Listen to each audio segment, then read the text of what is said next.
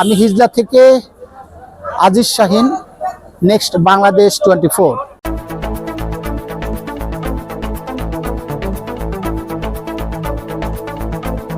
আমরা এই মুহূর্তে রয়েছি হিজলায়, প্রত্যন্ত অঞ্চল হিজলায় আমরা ঘুরছি এবং অবজার্ভ করছি যে এই অঞ্চলে কিভাবে ভোট সুষ্ঠু এবং সুন্দরভাবে হচ্ছে কিনা, এবং আমরা অনুভব করছি যে এখানে একান্ত সুষ্ঠুভাবে এই নির্বাচনী প্রক্রিয়া চলছে।